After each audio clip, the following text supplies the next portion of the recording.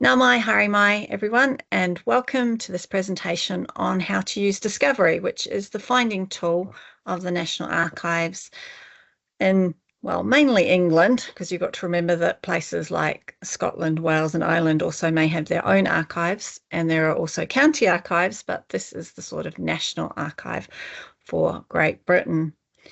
So I am going to share my screen. Once you are logged into the NZSG, so note I am logged in here at the top. There are 2 to 3 ways to get into Discovery. You can click on the quick link on the front page. You can go into resources, overseas resources. Whoops, lost my mouse there for a second. And come here to UK Archives Discovery, or if you're already in the overseas resources and you want to nip into it, you can click on the link here and that will log you in. You will need to put your membership number in. I'll do that fast so you can't see. And it brings you up with the screen. So the first question really to ask is what is the point of this? So being a member of the NZSG gets you free downloads of all their digital records, and there is no kind of limit on it, which other things have. So just flicking over to this other tab, what is actually on there? I had a great deal of fun having a look around, but this is a sort of list that covers off a lot of it. Now, one thing to note, as they note at the top here, is that only part of the series may be available online. It might not be the whole series of records, but you can see we have Admiralty records. So if you have a family member who was in the Navy or one of its offshoots, you'll find Admiralty records. I'm just going to scroll down through. The South African Air Force, that's an interesting one. The Board of Trade, they seem to have quite a lot of records on Titanic, if you for any reason might have had that. And of course there are things like shipping and seamen, because the Board of Trade was all about merchant navy. There are cabinet office papers, a lot of things to do with war, and you can see here disarmament as well. There is the Colonial Office. Now these are where we start getting into records that might be useful for us that have family out here in New Zealand. You can see here there's a New South Wales entry book for convicts. So if your family have come over from Australia, there might be something in there that's useful.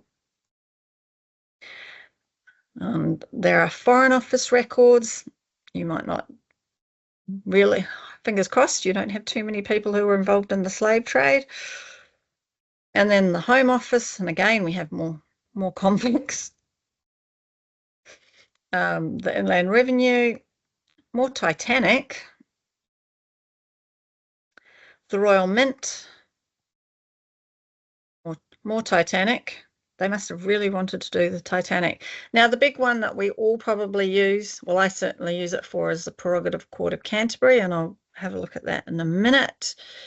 And then there are lots of other little letters. And then we get into, if you have people who are in the British Army, and when I talk British Army, I'm not talking just World War I and World War II. I'm talking back to the Napoleonic Wars, possibly even back into the wars in the 1700s. They had a few of them then as well. There are a huge amount of War Office records. My main note is that they tend to, for the most part, deal with officers. But there are, as you can see, quite a number of different War Office ones. And some Pitt Rivers sketchbooks. That might be fascinating to you. So, of course, what do we look at it? Well, I wrote an article in the Genealogist a while back now about Uncle Shave. So my 3 times great-grandfather, James Goodman King, was not a very good man, as his middle name might suggest, and he ran off and abandoned his family, and there was reference in poor law records to him having an inheritance from an Uncle Shave. Now, that's all I knew about him, was that his surname was Shave, which was funny because I'd never heard of that as a surname before.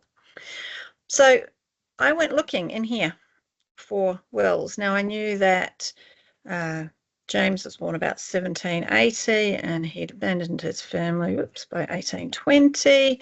So that gives me a time frame because he needed to have been alive to have this inheritance. And when you're looking at the digital content, you can here, of course, filter by held by the National Archives, available for download. That means it will be digital. I'll just point out that the other archives may also be useful because this is going to take you into the county archives around England, and it might show you to a record or to an archive that you hadn't actually thought of to look in before.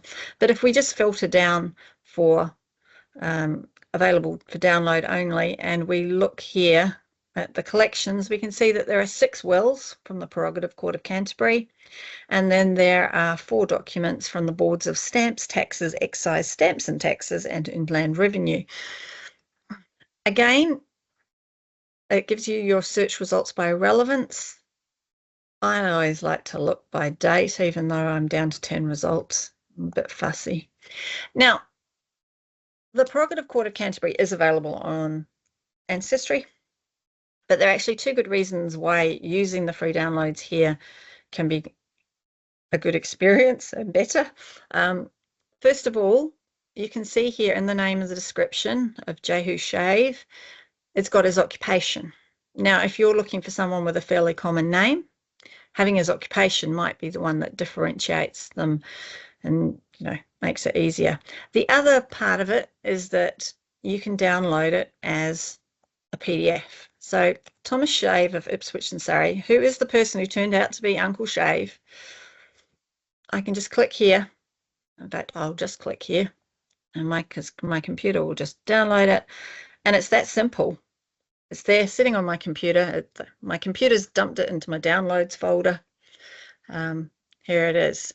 I would probably be a good idea if you do that to go into your downloads folder and name it something you're going to remember what is. But then you have the fun of trying to read the handwriting. But we're not here to talk about the handwriting this evening. We're here to talk about the wills. So that's really the easiest thing. So you're getting one big PDF file that has all the pages in it instead of having to download each page one at a time like you might do if you're on Ancestry. You can do various types of searching in here. Your inverted commas is always useful. See, it can tell I've been in here checking things. Whoops, I need to remove some of my filters. Oops, sorry, clicking too many buttons. Now you can see the number of results I have for Tom Jones with inverted commas. They're out just over 200. I can take out the inverted commas and it will give me 887, and it will bring up every record that has a Jones and a Tom in it, which that's why you might want to do it. And in fact, you can go into the advanced search, and like the Gale newspapers, you can put in things. They have the option of don't find these words, which is the same as sticking a minus or a not in front of the words.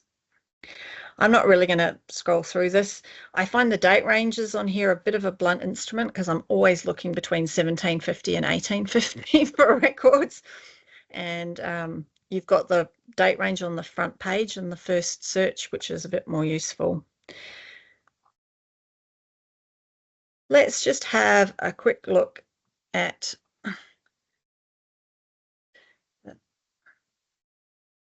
let's go here, Battle of Waterloo. I'll put it in inverted commas. Now, the thing is to remember here is that you're searching an archive. So the record you're looking for might not necessarily be there by somebody's name in your family. There may just be a big record that is, has 50,000 names in it, but they're not going to index it for you. You have to be looking for it. So if we click again for the available by download only, we get a lot of, and I'm going to put it back to relevance because I want the first result in here. You're going to get a lot of, totally lost my train of thought there. I think I'll just keep going. So I've searched for the Battle of Waterloo. It's a topic. I believe I have a 4 times great-grandfather who was there. And one of the ways to find out if you have an ancestor at the Battle of Waterloo is, does he appear in the Waterloo Medal Book? Now, this I'm just going to show you because it's an interesting example of how things are tiered within the National Archive and within Discovery. So you'll see here, when I've clicked into the record, this box over here, which if you were looking at a will would say, download this will, says go to browse. What do I do there? Well, you click on the button and you go to browse. Now, I am looking for somebody who is in the 52nd Regiment. So because I've been here before, I'm just going to scroll through and get to it. But you can see that there are 30 results on the page, and they have different battalions and different regiments being listed in each one. And because I've been here earlier, I want number 49. That's this one here. The 1st Battalion, the 52nd Foot Regiment. And if you click on details, this is when you get a page that says download this record. Now, I should point out that some of these files are really large. This one, not particularly, but if I click on the download now, again, it'll download it onto my computer, into my downloads, because that's what my settings are. What your settings are, it might want you to save it somewhere. And I know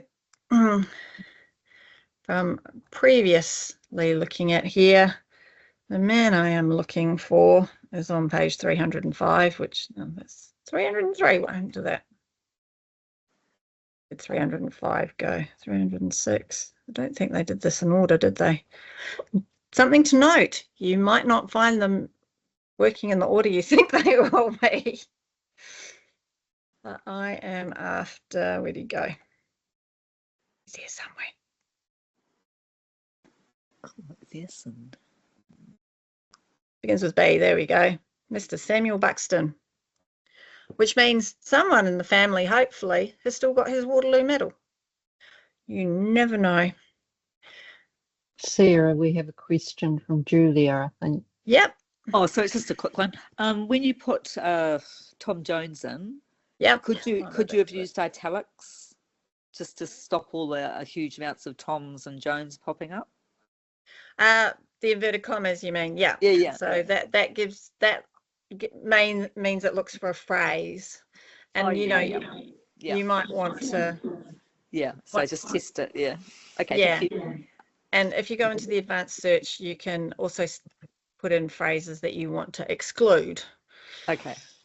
So, you might want to exclude singer. Not that I think there are actually any records on Tom Jones, the singer, in the National Archives, but, if you're searching for someone, we all have these namesakes that pop up when we're searching our family.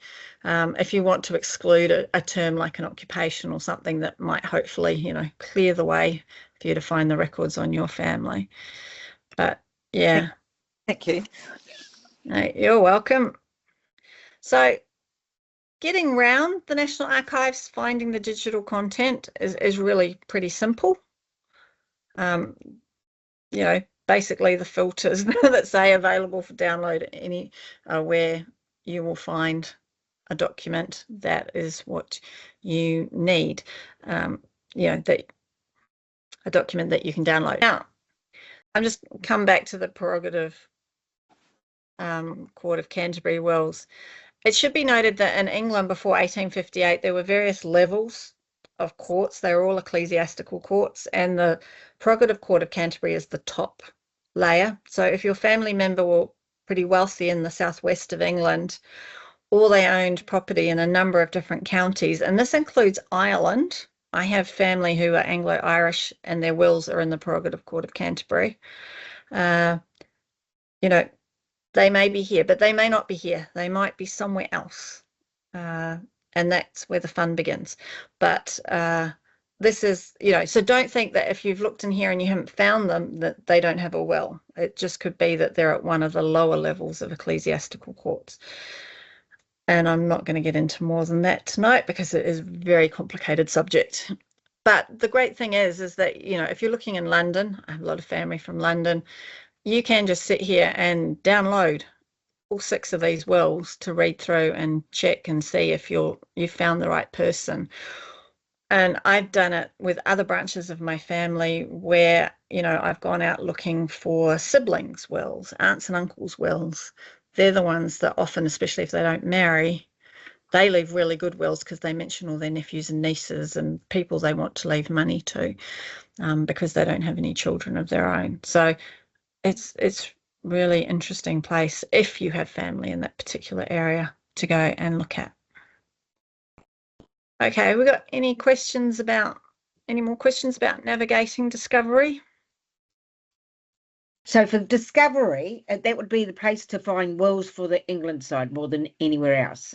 Yeah, it's the Prerogative Court of Canterbury. So they are a particular bit of England in a particular time, up to 1858. 1858.